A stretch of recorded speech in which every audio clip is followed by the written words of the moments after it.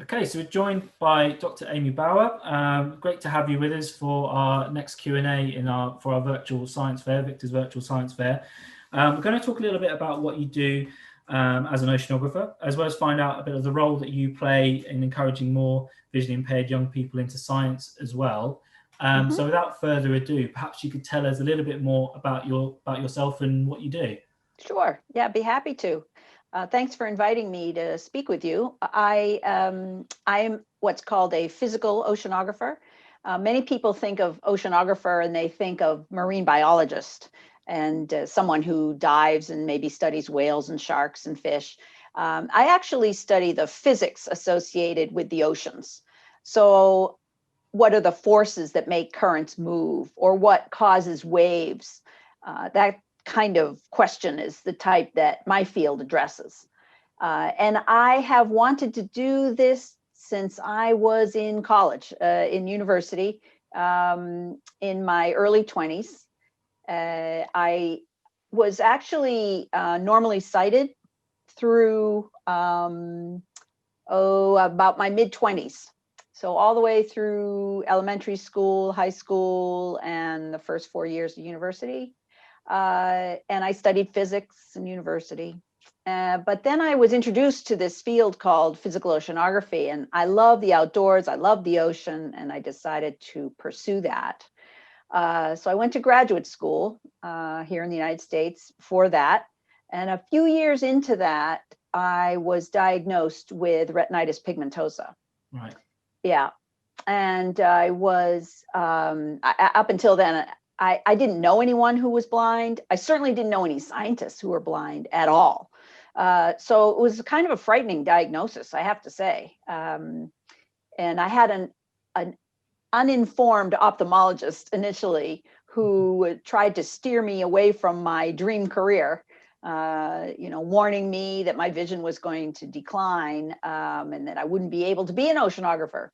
But it turns out he knew nothing about really my work and what it involved. He was imagining microscopes and things, which I don't use at all. So he was quite uninformed.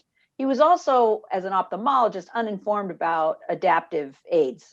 And it turns out over the years, as my vision has declined, I've managed to use quite a bit of adaptive technology to continue with my career. And I've been very happy that I made that choice. It sounds fascinating, and you're quite right. I suppose, like your ophthalmologist would have said to you, the perception is microscopes and everything else. So Right. what is the reality of the day Yeah. to day or an average week for you? Right. Yes. Most of the time, my career is a computer job.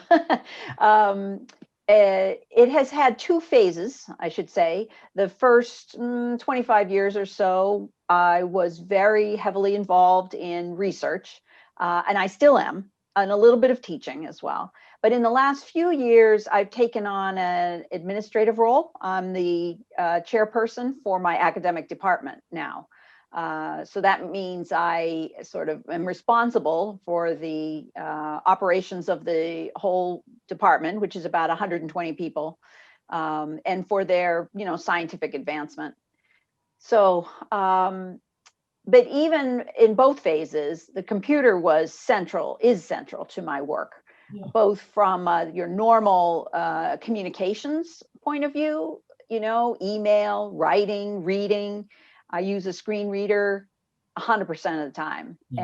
And I become, I would say, a power user. And that is something I always recommend to young people seeking any career, really, is to just, to the best you can, hone those computer skills. Because for me, the computer is the window to the world for blind people. There's so Increasingly so much. nowadays as well. Yes, there's so much access now with good skills in a screen reader. So in my phase one of my career, I did computer programming, data analysis from the observations in the ocean that I've been making, And when my vision was better, I used the screen reader for programming. I also used magnification on the computer screen and with a video magnifier. The video magnifier was particularly useful for graphics to expand them so that I could see them. As my vision declined and I'm thinking, oh no, am I going to be able to continue in this career? I found that I could continue. I just needed a sighted assistant for the graphics piece. Yeah. Everything else I can do independently. But for the graphics, sometimes I need a sighted assistant to describe the graphics to me. In phase 2 of my career as a science administrator, there's a little bit less on the graphics and a little bit more on, reading, writing, email communication, writing reports, evaluating promotion files, that can all be done on the computer with a screen reader. So when did sort of phase 2 sort of start of your career? When did it? Yeah, a few years ago. But in fact, it's a limited, this administration position is limited. And in a couple more years, I will likely go back to the research focus. And it sounds like you make the most of all the sort of tools and things that are available. And I think it's important to talk about those because I think they're not as well known as they could be. Yeah. Perhaps it's something that deters young people from getting involved in science and STEM or other areas because they're not fully aware of what's out there to support them to access it all. Yes, no, that's very true. Top among those for me has been the screen reader, but also magnification, the video magnifier, and there are all shapes and sizes of those now, and also magnification on the computer screen. Video magnifiers come in portable versions, desktop versions. You can scan with them. You can attach a camera to them so they can magnify, say, a presentation at the front of a lecture hall, for example. And then screen reader magnification. Now, and then I'd say the second most important thing for me after screen reader has been the smartphone. And specifically, in my case, the Apple iPhone and the voiceover speech. When I first got my first iPhone, if you had told me, okay, you're blind and you're going to use a touchscreen, I would have said, you're crazy. There's no way a blind person can navigate a touchscreen, But in fact, it works and it's amazing. And that to me is another super important tool to master. I think because they've been brilliant watching some of the young people that come on our shops and residentials and using their iPhone. I'll have the same iPhone, but obviously all the different functions and screen readers and voiceovers and everything else. Brilliant, and it just adds to that level of independence as well. Right, exactly. And from a science point of view, now I can open a document and read it from my iPhone with voiceover. Or I can, if I go to a scientific meeting and the people hand out a paper agenda, right? I can just take a snap of it and the phone will read it. It's really, it has been revolutionary, I have to say, in terms of access. It's evolving all the time as well. And there's so many more new apps and tools and equipment out there that can support that as well. Yes. So just to talk a little bit more about sort of phase 1 of your role, is there is that perception perhaps outside of the sector that science and STEM is all laboratory based, and obviously there is some of that, but actually your work, especially as an oceanographer, has taken you out into the field and explored some amazing places through some of the expeditions you've been on. Yes, that's right. And those have been real highlights in my career, I have to say. So I've been on expeditions on research vessels in the North Atlantic and in the Indian Ocean. And they usually involve fantastic travel to places a little out of the way, a little off the tourist track, and which is fantastic. I love to travel, and I've been to South Africa and Kenya. I've been to Djibouti, I've been some unusual places. How long would you be away for at a time? Yeah, it varies. Some research cruises are 2 weeks. Some of them are 6 weeks. Wow. About 2 months is pretty much the maximum endurance of most research vessels at sea. But we would typically fly to a port. Say, for example, one great expedition I did was out of South Africa. So we flew to Durban and met the ship there, and then loaded all our gear. Then the ship went to Kenya. We flew to Kenya and did a great safari in between. We flew to Kenya to meet the ship, and then got on board and started our 6-week expedition from there, from Mombasa. Wow. So yeah, it was that was a highlight for sure. More recently, I've traveled to Iceland, a little bit to Greenland, Newfoundland, Canada, to get on board the ships there, which is usually closer to where the work will be. So yeah, it's good. And again, as my vision has changed, and declined over all these expeditions. I've probably been, I don't even know, I've lost count, maybe 15 or 20. And so right now I'm a guide dog user, but when I go to sea on these ships, I don't bring the dog because I think he would be extremely uncomfortable. And in fact, I don't find I need it. I find my mobility cane is just as, if not easier to manage. Because on a vessel as well. On a vessel, yeah, the layout is very predictable. So, a guide dog is really great out in the unpredictable world, and the dog can help guide you around unexpected obstacles, right? But on the ship, for safety, everything is very regular, and everything is straight, and there aren't that many places to go either.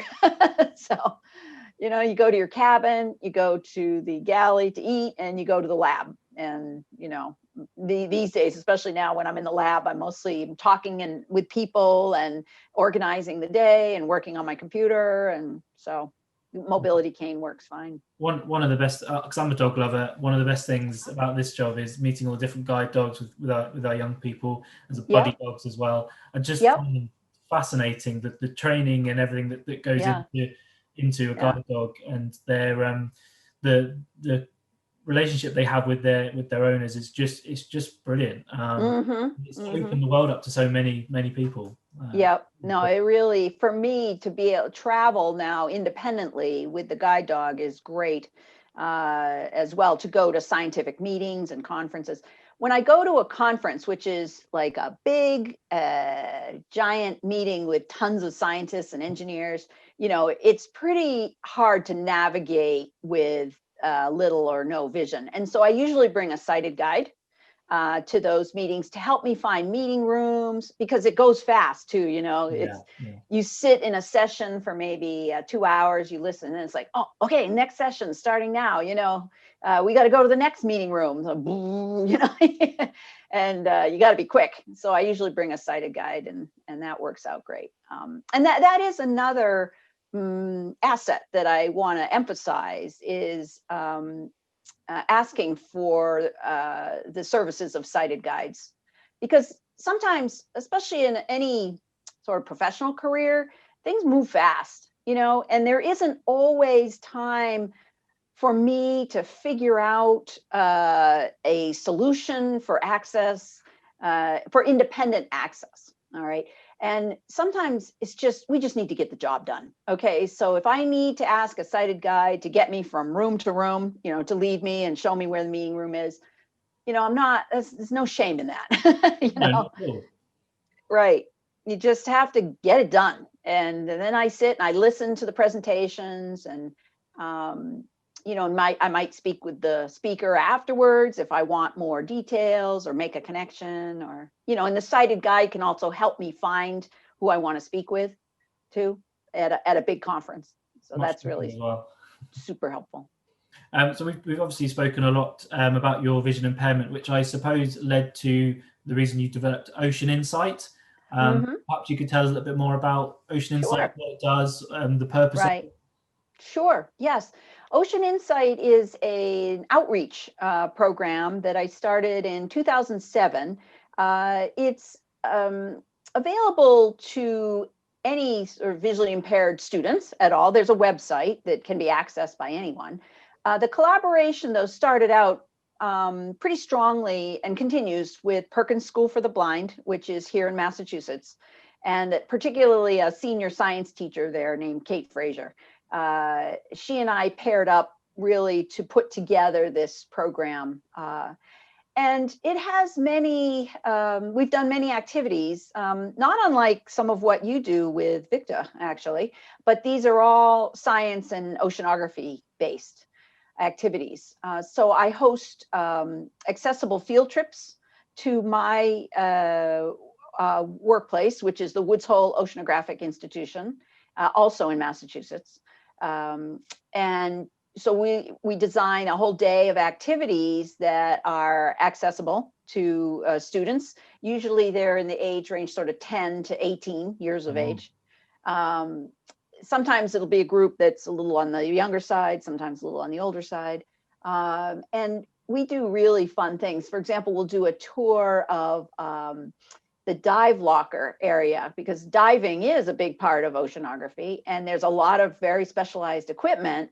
So I'll get the dive master to lay it all out, and we give everyone a tactile tour of all the diving gear. You know, what does a scuba diver use? Yeah, that's a lot of fun. We usually also go out on a small boat locally here, because Woods Hole is on the ocean, and we do some collecting of of marine organisms with nets and things like that, and it's all tactile. It sounds an amazing opportunity. Yeah, it's really fun. I also go to Perkins School and talk with the students in a manner very similar to this, where I just describe the tools I use and you know, how my vision progressed, and I think it's important for them to see people such as myself who have had and are having successful careers in STEM, because there's just not a whole lot of them yet, not a whole lot of us yet, hoping to grow that. And so that's one of the purposes of Ocean Insight is just to be available as a role model for students, and to bring in other visually impaired scientists too, and introduce them as well to the students, so they see there's a variety of options. Oh, amazing. Well, best of luck with all of that. I hope there's plenty more trips to come. Yes. Final word on it all. Any advice for any young person looking to go into science and STEM, if they've got a vision impairment? What would be your top advice for them? Okay, can I have like maybe three? Absolutely, yeah. Okay. The first one would be to really have as many experiences as you can with your education and internships to find out what really excites you about science, technology, engineering, or math, you know, because that passion will carry you a long way once you discover it.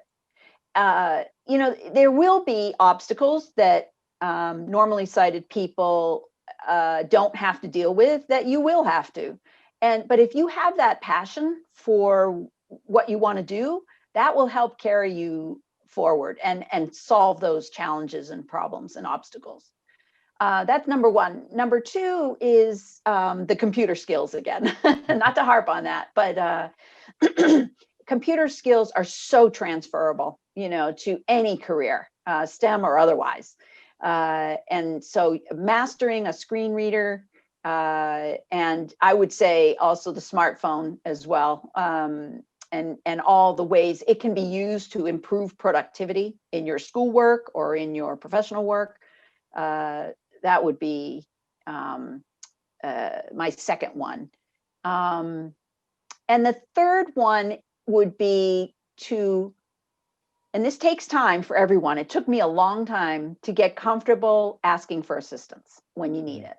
Yeah. It's, to be honest, I tried to hide my visual impairment for some years, and I was, you know, quasi-successful because it wasn't too noticeable at the beginning. And I think that's quite common as well, isn't it? Yes, especially at the age I was and other young people are at in their teens and 20s, when sometimes, you know, how you appear to other people and your peers and your friends and stuff is kind of a big deal. Yeah. And when, you know, and it just took, and it takes everyone their own time to figure out how to get more comfortable with their vision impairment. But I encourage that to move that along as fast as one can, because assistance is almost always there and waiting and just needs to be requested. I think there's great words and great advice and a good point to stop. So thank you very much for joining us. Oh, it's been my pleasure.